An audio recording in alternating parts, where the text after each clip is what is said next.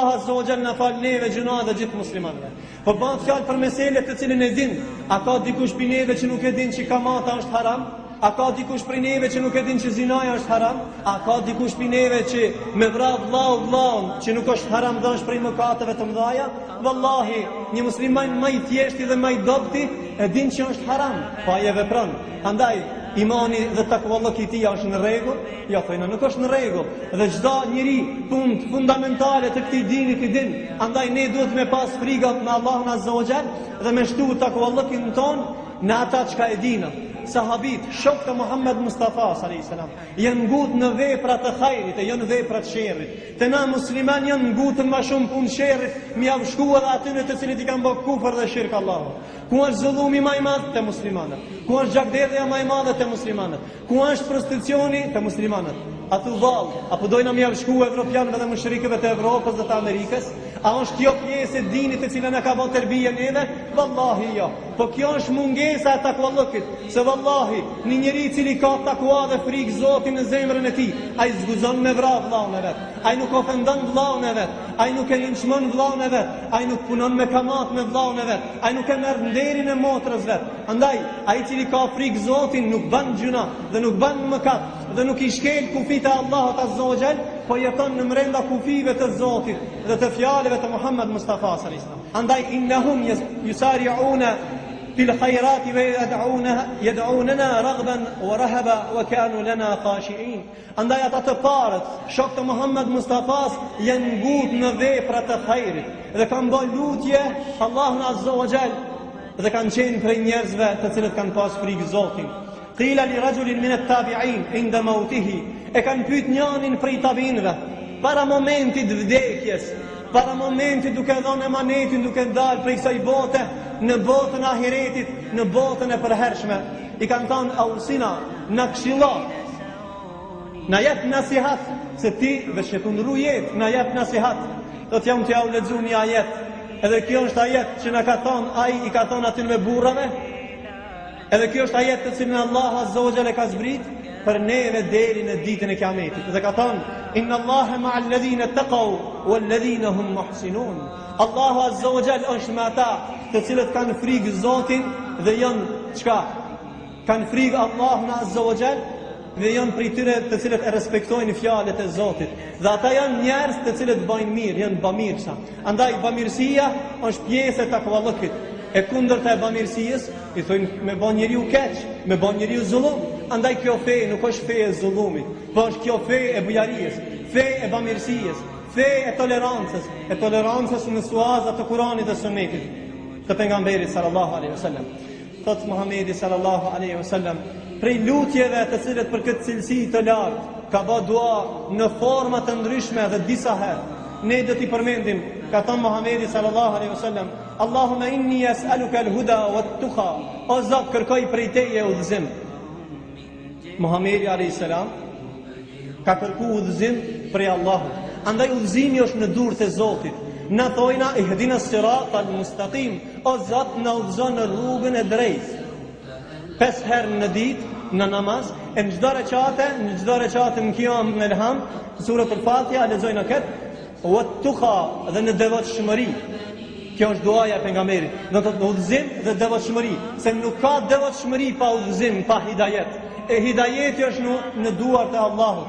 Andaj e jona është që ne me bë dua Allahun Azza wa Jall, që Zoti neve më na udhëzon në rrugën e hajrit dhe më na shtuat devotshmërinë. Wattaqullaha alladhi tasaaluna bihi wal arham.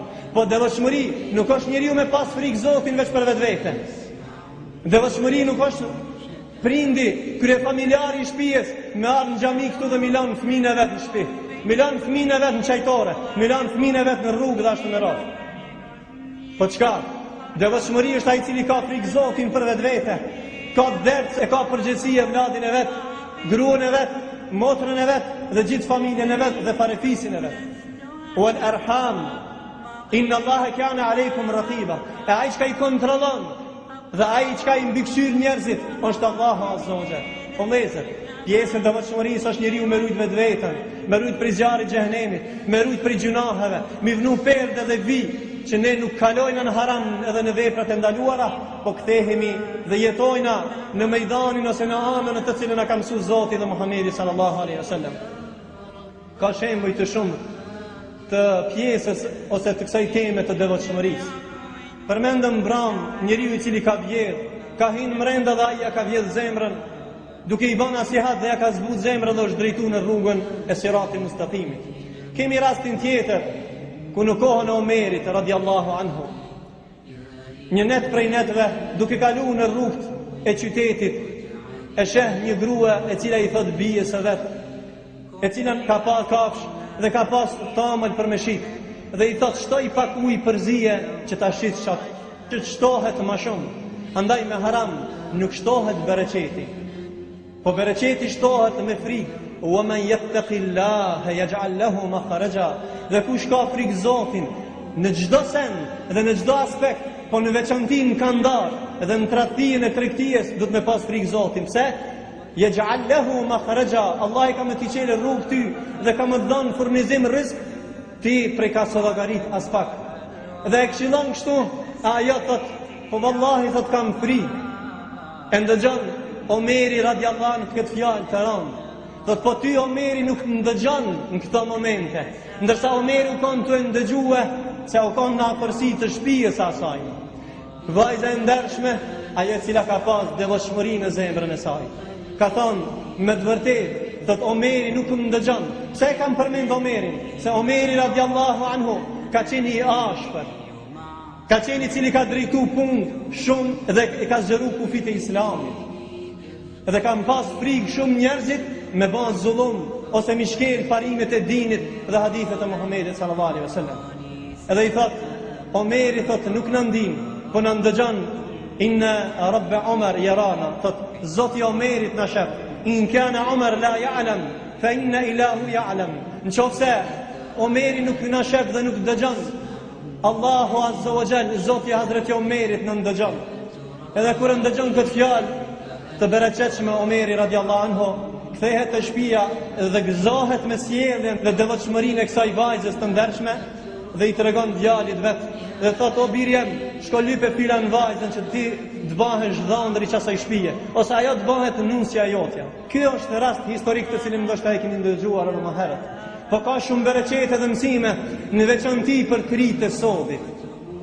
Baba i meqëm, i cili e ka edukuar vladin e vet, njeri i cili ka zgjeru kufit e Islamit, kalifi muslimanëve, i garantun për xhennetin të birit të vet, me një fjalë vlerëson devotshmërinë dhe kualitetin dhe lartësinë e moralit asaj vajzës të ndershme dhe thot çka, shko lypet ti për nuse.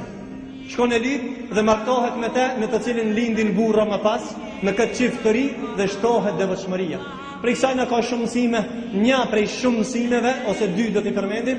E para është, ajo vajzë ka pas frikë Zotin e jo Hazreti Omerin. Ajo e dyta nuk ka dasht haramin, po e ka dasht halalin. Dhe e treta, Allah ja ka qenë rrugë, është ban, dhe në të nuse në shtëpinë një burri të madh të Hazreti Omerit për djalin e tij. Pa thu vallë, qëndrimi jonë ku është? Baballarët e tonë dhe djemët e tonë kur lypin nuse, për i zatë Zotit, si lypin nuset e tona? Si lypin vajzat tona? I lypin a ka hjeshin një, a ka shpit mirë dy, dhe më s'ka helbet dokumenta për në Evropë ose dikun tre. Nuk vesin a ka devotshmëri dhe takuallëk. A ka frikë Zotin ajo?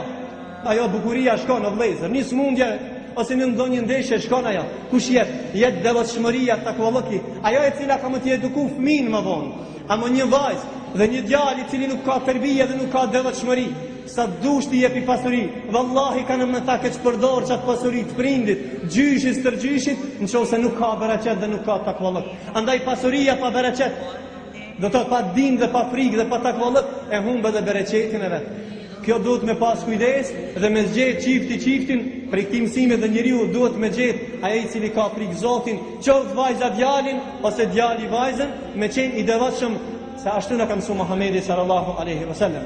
Wa khaliqin nas bi khuluqin hasan. Dhe sillu mirë ti me njerëzit. Për këtë hadith